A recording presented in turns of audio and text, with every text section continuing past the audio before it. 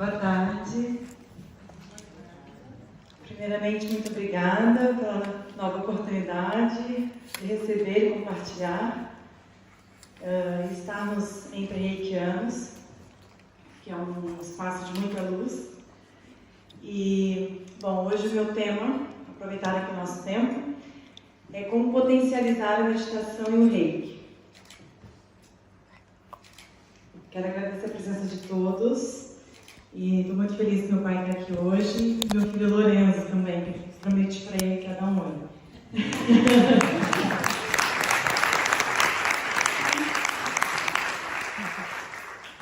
Então eu começo a apresentação com essa frase: a iluminação do homem é a iluminação do corpo e mente por inteiro. Em geral, nós achamos que estes estados são puramente mentais. Vocês já vão perceber ao que eu me refiro com essa frase, tá? Mas isso não é verdade. Os estados místicos de consciência podem ter um efeito profundo sobre o sistema nervoso e o corpo em geral. Afinal, a experiência estática ocorre com pessoas que ainda têm corpo. Essa frase, ela se refere à iluminação, ao estado de samadhi. Então, que a gente pensa que é um estado psíquico somente e que, na verdade, se sente muito fortemente no corpo. Aí, para trazer uma conexão com o reiki, aqui eu aprendi, cresci com meu pai escutando ele, falando que rei é a energia primordial, a energia universal. E refere-se à essência energética, rei é a energia universal e refere-se à essência energética primordial cósmica, que circunda tudo quanto existe, e que é a energia vital individual que flui em todos os organismos vivos e os mantém. Eu tirei do livro Reiki Universal, mas eu separei a frase para ficar mais claro aqui, para juntar com a apresentação, tá? E aí, falando da meditação Gachô, é uma meditação, então, que a gente une, as duas mãos, buscando o quê? Um centramento, uma interiorização. E que a gente utiliza antes do reiki para quê? Para a gente se interiorizar, para a gente fazer um centramento, buscar essa interiorização e, então, se conectar à fonte. O estado do corpo e mente vão determinar o nível de dificuldade ou intensidade da meditação. A meditação, o que é a meditação? É quando a gente eleva os nossos pensamentos, a nossa mente ao divino, buscando uma orientação, uma orientação do poder divino, uma orientação cósmica. Então a gente se conecta à nossa alma e a nossa alma é sempre conectada com Deus, com a fonte. E como é que a gente faz para fortalecer essa conexão? Mikao Usui, ele fazia jejum. E foi assim que ele recebeu o reiki. Jejum talvez seja uma das formas mais fortes de purificações que existem. E aí eu vou trazer para vocês hoje algumas técnicas de purificação, tá? E seriam desintoxicações do corpo. Eu achei muito interessante, meu pai trouxe uma frase de uns documentos, do memorial, dizendo que o reiki, ele fortalece o corpo e o espírito. E a gente consegue, aplicando o reiki, curar muitas dores no corpo. Às vezes uma dor de cabeça, uma dor de garganta, uma dor no joelho, sentir os ribiques, aquelas sensações de inflamação. Mas a verdade é que se você cuida do seu corpo, você não vai ter tantos problemas assim físicos. E aí você se torna um canal de energia muito mais forte. Por isso, até meu pai falou na palestra dele também, que o reiki era diferente de pessoa para pessoa, porque depende da energia vital, do ki de cada pessoa. E aí tem pessoas que dizem que não conseguem meditar, que isso não é para elas. Acredito que todos vocês já escutaram alguém falando isso. Vocês mesmos, um dia, podem ter pensado, isso não é para mim, eu não consigo, e já devem ter conseguido. Mas às vezes as pessoas têm dificuldade de meditar, porque isso vai depender do quê? Do estado mesmo do corpo da pessoa e da mente, Então a gente precisa aprender, a gente não é educado na escola a meditar, a lidar com as nossas emoções. Eu lembro quando a minha psicanalista falou assim, nossa, você está borbulhando em ansiedade. Eu falei, estou? Ela disse, está. Aí, e como é que é borbulhar em ansiedade? E ela disse, como você está? E eu, e como estou? Então, eu não conseguia nem conectar comigo mesma naquele momento e sentir ansiedade, porque eu achava normal, para mim estava normal, né? Eu tinha 19 anos nessa altura, era Reiki nível 3A, mas também tinha ansiedade, né? Também sentia ansiedade. Às vezes ainda sinto. Então, nós sentimos as emoções, né? A questão é a gente saber lidar com elas, identificar, é importante aprender a identificar a emoção, saber lidar com elas e termos técnicas, né? Para a gente se alinhar. Então, a gente tem que aprender a acalmar essa tempestade interior, né? A aquietar os ventos dos pensamentos e pacificar as águas das emoções. E aí, com o Reiki e também com essas técnicas que eu vou trazer para vocês, existem outras, com certeza, fortalecer o corpo e a mente. Vocês já devem ter ouvido falar da Kundalini, que significa a enrodilhada, né? Então, o que seria a Kundalini? É um fenômeno do poder serpentino. É conhecido também como Kundalini Shakti. Shakti significa poder, tá? Que é uma força psicoespiritual que permanece adormecida no corpo-mente do não desperto. Ou seja, porque essa energia, ela é uma energia potencial. Ela tem potencial, mas está adormecida. E o prana, ele é uma energia dinâmica, né? A nossa energia vital dinâmica. A Kundalini, ela é potencial, ela está adormecida na base da coluna. E ela é o aspecto feminino de Deus. Então, quando a gente fala assim, que nós recebemos uma parte da energia de Deus para a gente ter vida, é essa energia Kundalini, tá? Ela é o aspecto assim, mais significativo do corpo sutil, é a energia mais intensa que nós temos, que está relacionada à energia sexual, e a gente nasce dessa energia, né? Uma energia de pulsão de vida. Então, é uma manifestação microcósmica de Shakti, a energia primordial, Rei. Aí que eu queria fazer essa conexão com vocês, tá? Mostrar que essa energia da Kundalini, ela é referente à energia Rei em nós. Ok? Ficou claro isso? Sim? É o poder universal na medida que se liga ao corpo e à mente finitos. Porque a energia de Deus é só um pedacinho no nosso corpo, né? Que é limitado, né? Que é uma energia de matéria. Aí eu trouxe aqui, eu queria ter trazido meu laser, mas tudo bem. Então, eu acredito que alguns de vocês já devem estar familiarizados, né, com isso. Mas essa imagem, ela mostra então a Kundalini, a serpente, é representada pela serpente, tá? Porque é uma energia que ela dá 3 voltas e meia, fica na base da coluna. E nós temos aqui os 3 principais nadis, que são os canais energéticos do corpo, que seria Ida, Pingala e Sushumna. Então, Ida e Pingala, que são esses que vocês veem as 2 serpentes, Pingala relacionada à energia Yang, o Sol, e Ida, a energia da Lua, a energia Yin, ok? E o Sushumna é esse canal do meio. Então, o que acontece aqui? A partir do momento que a pessoa ela desperta a Kundalini, a Kundalini ela pode subir. Como que a Kundalini desperta, né? A pessoa praticando essas atividades espirituais, atividades físicas também, trabalhando a respiração. E aí a gente faz alguns exercícios na yoga que a gente consegue deslocar a energia Kundalini do canal Ida e Pingala para o canal Sushumna, tá? E essa energia consegue então elevar. Ela entra na Sushumna e sobe, ok? Por esse canal. Só que ela só vai subir equivalente até a evolução daquela pessoa. Porque às vezes a pessoa acha que já evoluiu, a outra acha que não evoluiu, outra coisa, né? Só que não é a gente que decide isso, é Deus, né? Aquela coisa, ninguém engana Deus.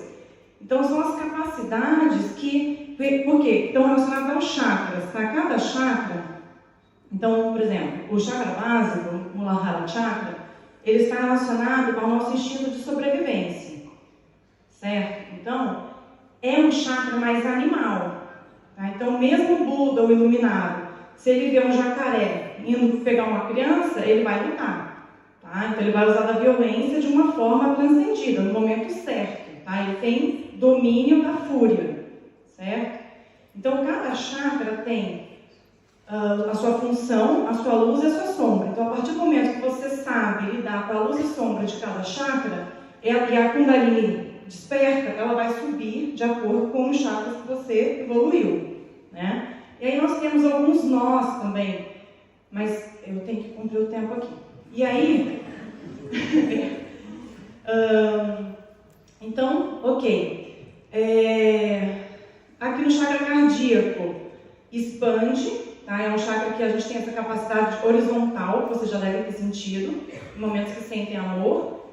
No chakra laríngeo é um funil, tá? É um dos nós. Por quê? Aqui, né, só por hoje estou calmo, né, não ficar bravo e falar as coisas. Então, ou então, assim, quanto mais a gente fala, mais a gente pode errar, né? E a gente pode perder a nossa humildade também pela fala. Então, é um funil mesmo, energético, tá? A pessoa saber se comunicar e se posicionar. E aí, quando a Kundalini passa, o último nó, então, que está aqui no Agnya Chakra, o chakra frontal, que desenvolve muita visão, e a partir do momento que ele chega no Sahasrara Chakra, que é o coronário, passa, a pessoa ilumina. Então, a iluminação, ela é uma condição que todo ser humano pode chegar, que na apresentação do meu pai também estava lá, dizendo que o Reiki é um caminho para a iluminação, mas eu percebo assim que a gente estuda bastante a parte energética, mas a gente tem que trabalhar também a parte do corpo, né? E lembrar que Micalzinho fazia jejum. E também teve a apresentação aqui da Ana, que falou dos voluntários fazer a caminhada do Reiki. Isso é bom porque fortalece o corpo, né? E trabalha energia, você dá movimento, você dá mais força, porque força é massa, igual a massa vezes aceleração, lembra? Na escola? Então, a Kundalini, através da respiração controlada, a energia do prana é tirada dos nadis e de Pingala e forçada a entrar na via central, despertando a Kundalini, já falei para vocês. E é conhecida também como inteligência divina, inteligência rei. Isso eu estou tirando de material da yoga. Tá? E eu vou trazer para vocês, pronto, já falei também que a gente chega ao resultado final, que é, o que seria o samadhi, que é a iluminação? É quando a gente liberta do ego, porque você já transcendeu todas as capacidades, né, ali dos chakras, e você se libertou do corpo. Mesmo que você esteja no corpo, a sensação daquele momento, não existe muita sensação física, de temperatura, por exemplo, de tempo. Então eu vou trazer agora a parte do yoga para vocês, para eu conseguir passar para vocês as técnicas, tá? Então o Hatha Yoga, ele gira especialmente em torno do desenvolvimento do potencial do corpo, para que este seja capaz de suportar a força e o peso da realização transcendente. Ou seja, a questão que eu falei para vocês, um despertar de Kundalini não é simplesmente uma experiência psíquica, é muito também corpórea, e tem som, tá? Porque o som, ele precede a criação, certo? Então, a Kundalini desperta, ela também tem som, e a pessoa sente no corpo uma vibração muito forte. E por isso que os yogis praticam yoga com tanto vigor, tá? E aí eu vou falar do Patanjali, que foi quem escreveu o Yoga Sutra, e vou trazer aqui novamente, que eu trouxe já no congresso, as 8 disciplinas de Patanjali, rapidamente, tá? Que são, yoga tem muita filosofia, né? Então falamos do yama, que são as restrições, niyama, as observâncias, eu já explico, os asanas, que são as posturas psicofísicas, temos aqui o vrikshasana, que é a postura da árvore, representando, temos os pranayamas, que são as técnicas de respiração e controle de prana, pratyahara, que é o recolhimento dos sentidos, que eu acho que só de vocês escutarem isso e trazerem isso para a prática de vocês já está valendo, porque quando você vai meditar, você fazer um mergulho interior, se desligar de olfato, de tudo. Claro que existem técnicas, e algumas das técnicas até de mindfulness, eu tenho uns livros que eu falo sobre mindfulness, a gente sente o cheiro, só que a gente não se apega a nada, né? A gente deixa o cheiro passar, a gente deixa o som passar e volta para si, ok?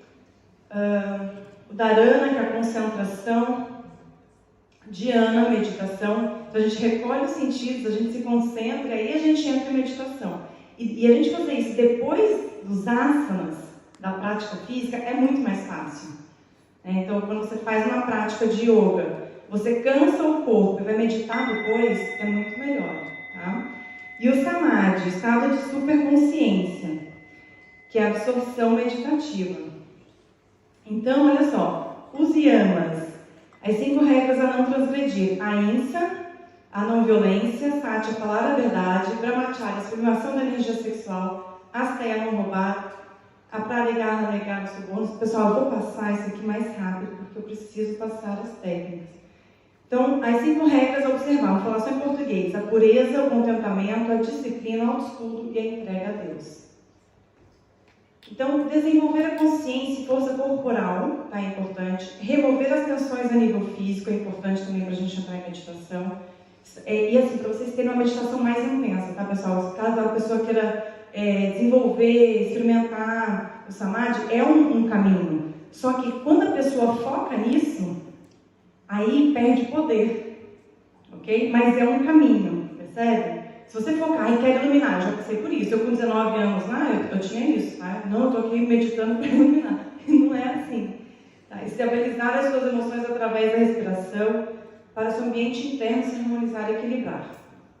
E aí, existem algumas técnicas. Essa técnica aqui é muito boa para fazer a sublimação da energia sexual, porque nós temos os bandhas, né? É um mudra, só que é um mudra de contração muscular. Então, você inspira, expira, tá? E aí você contrai o Mula Bandha, que é aqui embaixo, o Jhana Bandha, você traz o umbigo nas costas, em direção às costas, e o Jalandhara Bandha, que é quando a gente trava aqui a garganta, ok? Quando você solta, que você inspira, tá? Você tem que inspirar primeiro antes de soltar, ou seja, você já está sem ar, tá? Só que você tem que fazer uma inspiração diferente. Você não solta a barriga, mesmo que você esteja sem ar, não é para você soltar o abdômen sem oxigênio, sem ter feito inspiração. Você tem que inspirar primeiro, tá? Porque senão isso dá uma pressão dentro da barriga. E aí a gente consegue fazer deslocamentos de energia. Funciona, viu? É uma coisa assim, funciona muito rápido isso aqui. E eu vou trazer os principais crias. Oxe, peraí. Então, aqui ó, como fazer uma rabanda, os principais crias, tá? Os crias, eles não são apenas purificações externas e internas, ok? Eles fortalecem sim o nosso corpo físico, e é uma coisa também que eu, pelo menos, eu sinto instantaneamente, tá? E que a gente não pode falar a experiência do outro, né? A gente só sente a si mesmo. E ele traz então a harmonia do corpo astral, e a limpeza e balanceamento do prana nos nadis. Ok? E a gente sente, pessoal, assim, depois da aula de yoga, quando eu passo Kriya para os meus alunos, dou aula de yoga, passo Kriya e a gente vai para o Shavasana. Quem que pratica yoga? Só para saber, para ter uma noção, bastante gente. Então, assim, quando a gente faz o Kriya e vai para o Shavasana, o que é o Shavasana? É quando a gente deita, faz aquele relaxamento, com as mãos para cima, porque é uma postura de entrega. Eu falo que é o asana preferido de muita gente, né? Fica assim, fica assim, deitado sem fazer nada. Isso a gente faz todo dia, esse, né? Mas porque é uma postura de entrega, é a postura do morto, tá? De quê? De rendição a Deus. Então, depois da sua prática física, se você fizer Kriya e entrar em Shavasana, você consegue sentir o prana circulando. Se não fizer Kriya, não sente tanto, tá? Então, vamos lá. O Jalanete, que a gente usa aqui o Net Lota para fazer essa purificação nasal com água e sal. O Nauli, que é uma massagem do intestino. A barriga fica assim, mexendo lá lateral. Não sei se vocês já viram isso. Vamos fazer hoje? O Dauti, gente, olha esse. Esse aqui, ó, eu sei que meu pai já fez na Índia, que é o de tomar 6 a 8 copos com sal e vomitar. A ânsia vem naturalmente, se não vem a pessoa põe o dedo, ok? E a outra opção, esse é o único que eu não tenho conhecimento, para falar para vocês. Comer 1 metro a 1,5 metros de gases, ou com água e sal, ou com leite. Você põe uma ponta da gás e começa a comer aquilo. e depois você puxa. Aí faz uns naules, coisa fácil, e depois você puxa. O baste, que é a limpeza intestinal.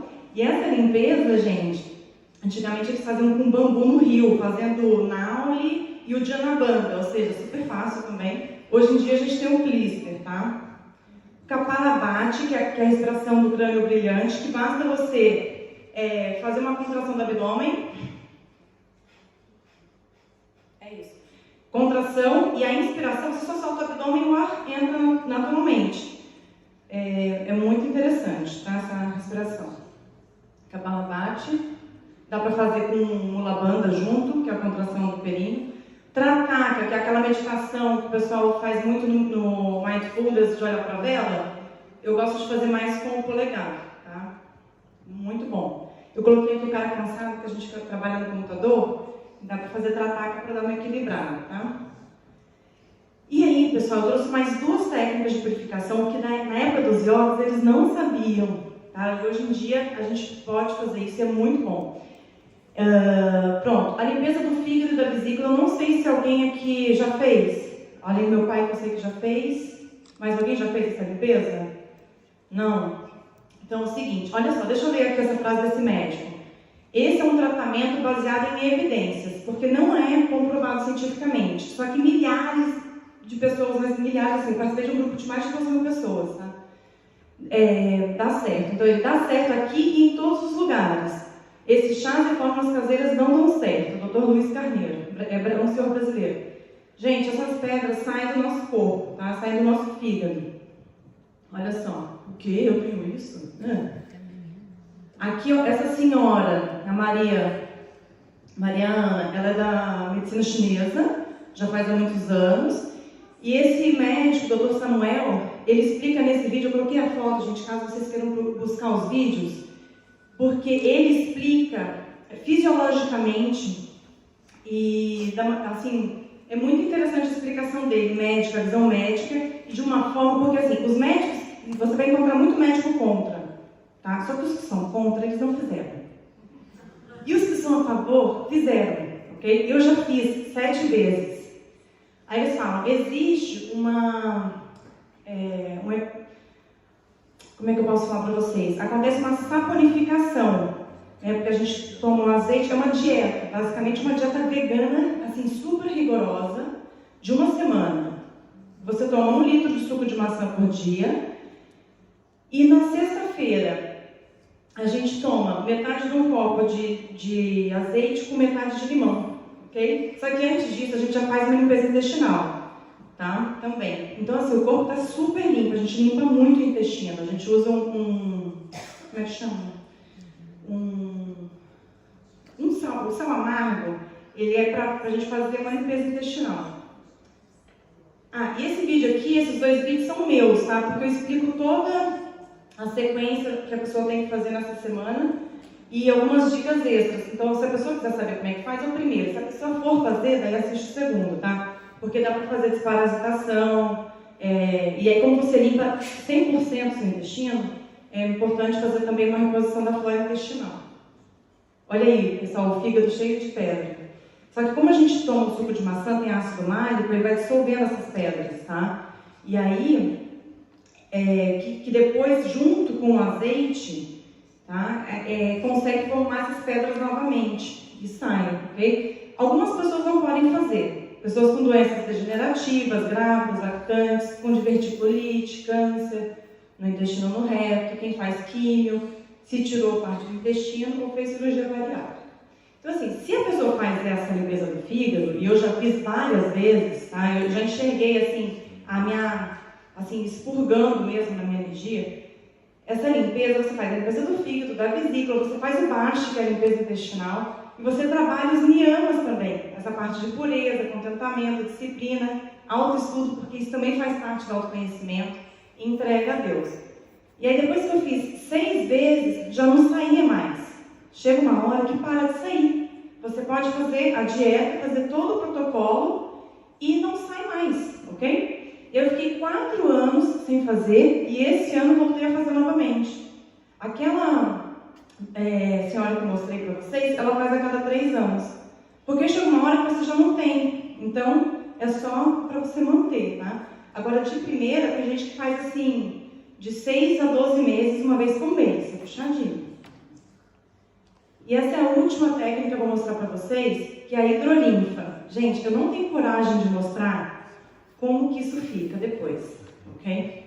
Então, eu fiz isso aqui nos Açores, faz 1 mês e meio, mais ou menos.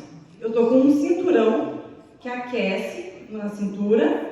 Eu tenho aqui um sensor, tá, no punho, e a bacia que tem água e sal. Em 5 minutos a bacia ficou dessa maneira aqui. 5 minutos. Eu fiquei 35 minutos. Gente, 35 minutos nisso. Eu vou mostrar o segundo atendimento que eu fiz anteontem. Aqui já é uma hidrolinfa, que ela só tem a bacia do pé. Não tem o aquecimento e o sensor na mão. Eu acho que o sensor no punho. Eu acho que esse sensor, na verdade, ele tem uma corrente de eletricidade também. Eu busquei, tentei achar mais informações, não consegui, tá? Falei com a terapeuta, ela não sabia me explicar. Porque eu sentia no outro atendimento, que passava a corrente pelo meu corpo, eu sentia a corrente. E nesse aqui eu senti uma vibração nos pés só, e a outra eu sentia fortemente no corpo. Então, a diferença, isso aqui foi depois de 30 minutos. Na outra, isso aqui, em 10 minutos está assim, muito mais. Em 10 minutos está muito mais do que isso. Olha só, para vocês terem uma noção, vira um arco-íris, aquela primeira hidrolinfa. A quantidade de coisas que você trabalha nesse atendimento, tá? Nessa desintoxicação. Combate a má circulação, ajuda a equilibrar os níveis de colesterol e triglicerídeos, controle da diabetes, combate a artrite, artrose e reumatismo, tonificação dos tecidos celulares e da pele, diminuição da celulite, redução do estresse, ansiedade e depressão, melhora do funcionamento do fígado, estômago, intestino, rins e bexiga, melhora da qualidade do sono, redução das cólicas menstruais, redução das crises de enxaqueca, prevenção das doenças cardiovasculares, promove o relaxamento geral, alivia pernas cansadas, desintoxica o organismo, melhora a circulação sanguínea e elimina impurezas. Então ela vai trabalhar nas linfas, nas articulações, e a gente sente, eu senti assim, parecia que eu estava num corpo assim, de uma criança, porque eu tinha voltado a ser criança. 100%. No primeiro atendimento eu senti isso, no segundo eu já não senti tão intenso. Okay? Então, para mim, eu acredito que fazer com um cinturão de calor e os sensores é melhor. Tá? Eu indico, não é caro, custa 20 euros uma sessão e você faz uma desintoxicação que vale muito a pena. Gente, é sério, sai muitas cores. O meu não saiu todas as cores, mas saiu várias cores.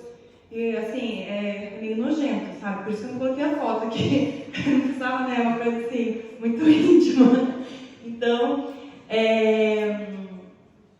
vale a pena, tá? Isso aqui pode ajudar as pessoas a não desenvolverem doenças. A limpeza do fígado também. Se a pessoa tem problema de vesícula, não precisa retirar a vesícula. Tem casos assim, a pessoa faz essa limpeza, não precisa retirar a vesícula, ok? E é isso. Eu indico que vocês façam essa hidrolinfa e os outros também. Inclusive, eu vou ter aqui... as purificações aumentam os CIDs. O que são os CIDs, gente? São as habilidades extrasensoriais.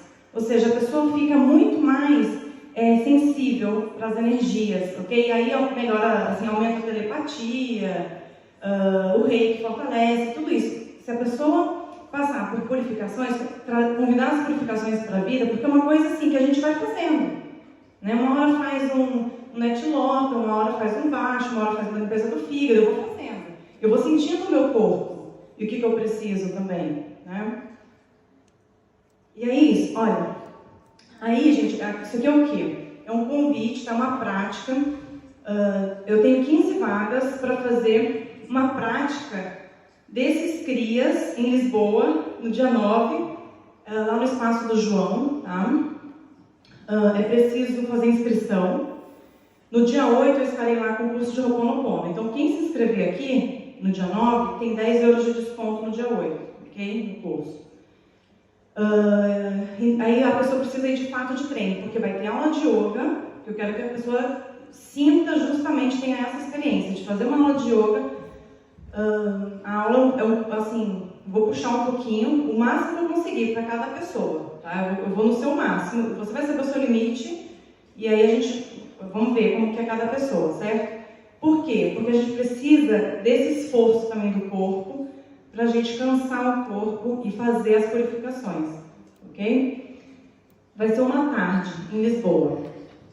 E quem quiser fazer a limpeza do fígado é uma coisa assim que a pessoa olha na internet, lê o livro e consegue fazer. Tá? Então, eu também tenho dicas para passar se a pessoa se inscrever aqui nessa turma. Tá bem? Olha, muito grata nesse momento.